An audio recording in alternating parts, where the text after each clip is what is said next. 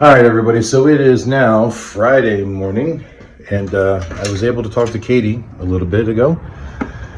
She had a rough day yesterday, so a lot of pain. I guess when they were in there, they had to do a lot more work or remove a lot more scar tissue than what was planned on. And unfortunately, now they're saying she may not be able to get out of there until Sunday, which means I'm gonna have to go book another couple of nights here at the hotel, which I didn't really want to do because there's nothing to do down here. I'm sure there's plenty to do, nothing to really want to do. So I was debating on going back home and hanging out for a couple of days and coming back, which normally I would never consider while my wife is in the hospital, but because they won't let me in, it's almost futile to stay here. But anyway, so I'm going to run up to the office and book another night. But I figured while I'm right here, I can show you those buildings during the day. Let me turn this camera around real quick.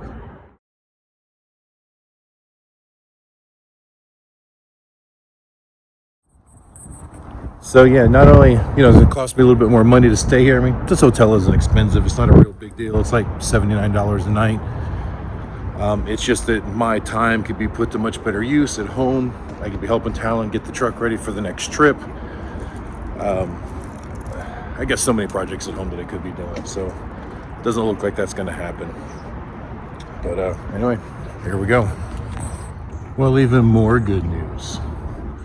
The lady in there gave me a riot act because I was a little bit after 11 before I went and told her I needed to stay another night. She's like, you have to do it by 11. Not only that, but it's Friday. The prices went up, so it was $108 to stay here one extra night. So definitely not thrilled about that. All right, everybody, to kill some time, I decided to come over to MHC Kennworth. It's here off of 285, the loop around Atlanta. And the reason I'm really here is because the door stickers on our Kennworth were kind of faded and very difficult to read. So I'm hoping that with the VIN number, they can get duplicates of those so that in the future, we can still have all that data on the door that would be easily accessible. But I figured it also wouldn't be a bad idea to take a look at some of the newer trucks. Doesn't look like they have a huge selection of trucks here though. It's a couple you can see, but give me a few minutes to get things together and we'll take a look around. All right, guys, so this was great. I talked to the parts guy, gave him the VIN number, and he printed off, I don't know if you see how thick that is, like an entire detail report, when the truck was built, everything that went into it. It'll take me days to go through all this, but I figured I'd show you around the little store here. But it's really cool having this information. As a technician, not just a driver, I'm really focused on keeping good records and knowing my equipment, and that's going to save us a lot of money in the future. Now I want to point out the seats. I know we're at a Freightliner dealer. I showed some of these seats. Very, very nice. I sat in this blue Legacy. That has got to be the most comfortable truck seat I have ever sat in. It's very, very nice.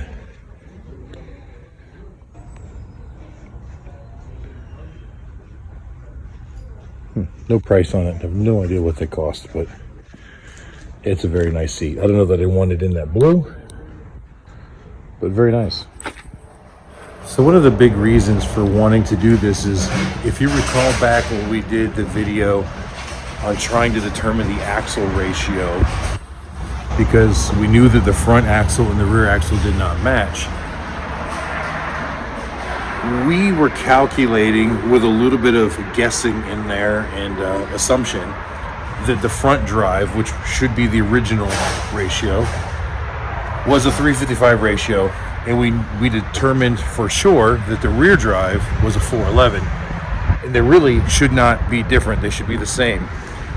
However, on the sticker on the truck inside the door, there's a little build sticker that gets put in there, and that sticker wasn't readable. It's so old it had faded out, and we thought that maybe it said 355, which confirmed our suspicion there anyways. but it was so hard to read we couldn't guarantee it.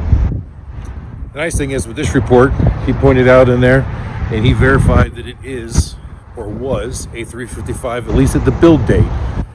So with the truck door saying 355, this paper saying 355, my calculations on the actual ratio being 355, I'm fairly confident in saying, all right, it's a 355. So now all we need to do is find a second drive with a ratio of 355, and then everything will match back up. And at that point, I will feel comfortable driving the truck on the highway without having any issues. So for now, let's take a look at some of these new trucks. I'm sitting right next to one of the newer W990s. It's a day cab, but still a very nice truck. Now, I know some people are on the fence about this new look, and part of me likes it and part of me doesn't. You know, they kept somewhat of a classic design to it, but with modern curves and lines. But it is definitely a nice truck. I don't know if it's open, if we can see inside or not. Nope. But they're so pretty when they're brand new. It's a nice color on this T680, I'm sorry, 880 dump truck. It's kind of a burnt orange copper with silver fenders. Very nice.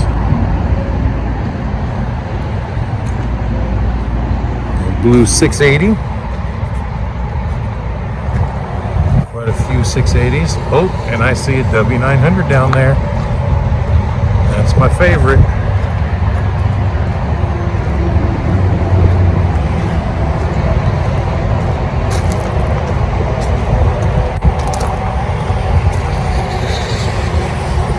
Yeah, if money wasn't an object, that's the truck that I'd have. And that looks like the 86-inch studio sleeper. Just look at the size of the sleeper on that. Barely see where it says Ghost Rider up there.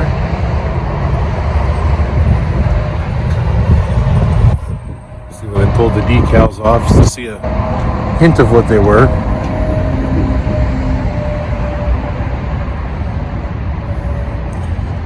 Fortunately, it's a DEF truck. Don't like that.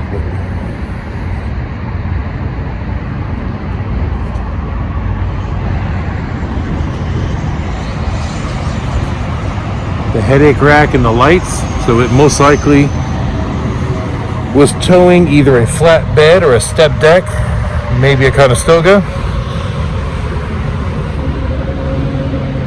All Michelin drive tires.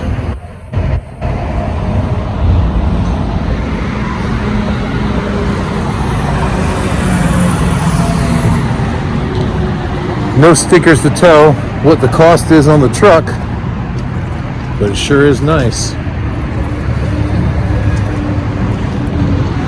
Check it out, this one was unlocked. It's got the newer updated dash, which is very nice. It's got the same gray VIT interior that our T600 has.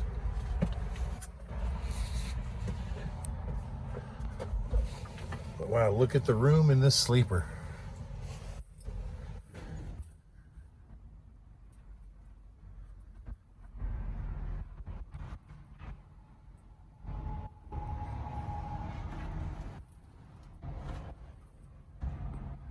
So I don't know that it's a true studio sleeper. It's got the space, it's got the extra closet, but it's a double bunk. It doesn't have the couch down here that opens up. It's just a second bed. But you can really tell when you look at things like these trays up here and how far forward they go. If you recall, in our truck, we have the same setup, but they're only about that big. So you got this extra cabinet here that you get in the studio sleeper that we don't have. But most of this is the same. Like we have all this cabinet here in ours. Our fridge would go down here in this bottom one. So from here back is relatively the same, but in these you get this extra closet. But the floor space, so much better. Let me turn the camera around. So you see the distance from the bed to the step. It's a big difference. You see the size of my foot, where ours is only about there. So, much nicer. But yeah, I love the newer style updated dash. Gorgeous truck. It's obviously used, but I don't know what year it is. Now, they didn't start using that dash until 2005, but it's got DEF, so it's got to be more than a 2007. And I'm betting it's newer than that. So there's a bag on the front seat with all the paperwork in it. There's the owner's manual. It says ISX 15, so it's got the Cummins ISX engine in it. Still don't see anything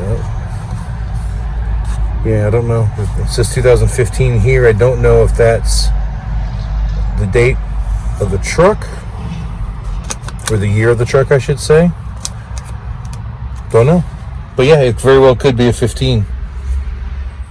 All right, inside here in the showroom, they've got a brand new T680. Not much room up there for it to fit in. See, they've got the factory painted plastic bumper back here because they put on a stainless front bumper, which looks really good on the truck. But I do have a complaint about it, and that's just because I'm OCD. If you look, the bumper sets in from the body. Those lines should have lined up. Would have looked a whole lot better. It does it on both sides. I thought maybe it would just off center at first. Looks better than the painted bumper, but just not quite the right fit and finish. But I'm really OCD about stuff like that.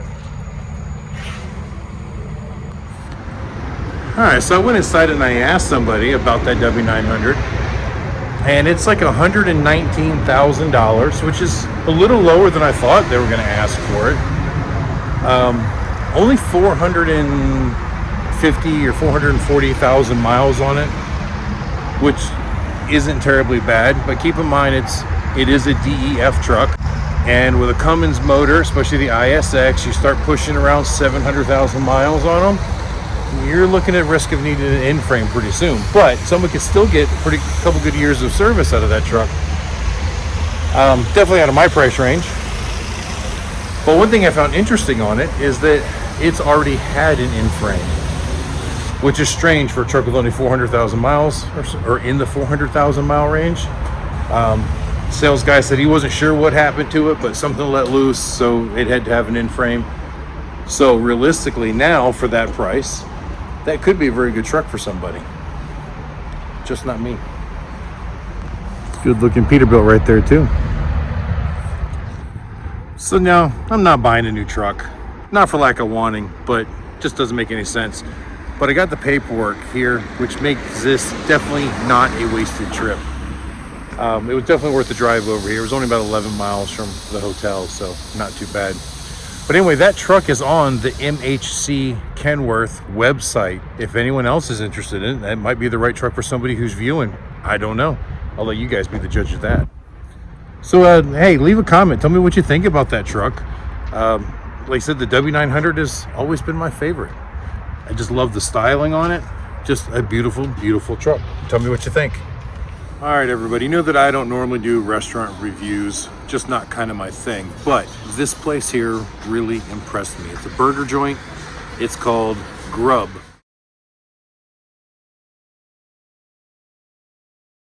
They get this really nice outdoor seating area. The inside had a really nice atmosphere to it as well. Full bar, some kind of custom gourmet burgers.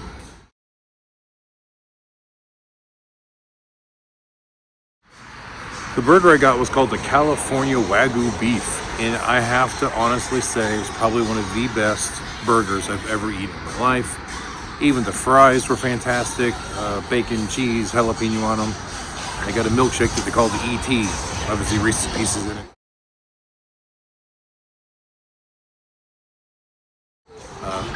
Pretty good. And the other cool thing is it's got a really nice view of those King and Queen buildings back there in the background that I told you the other day I like so much.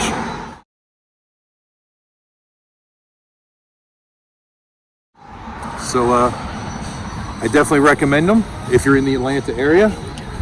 They're over here off of Hammond Drive and Peachtree Dunwoody Drive or something like that. I forget the name of the roads.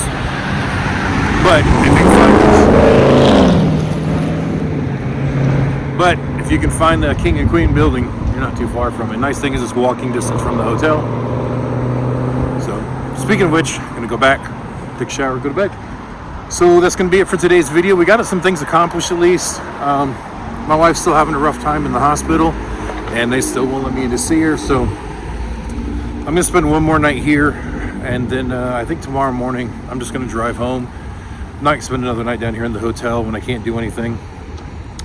Talon and I have work to do at home, so I'd rather be there and accomplishing that stuff. So anyway, I hope you liked it. Until the next time I see you, you keep those engines running.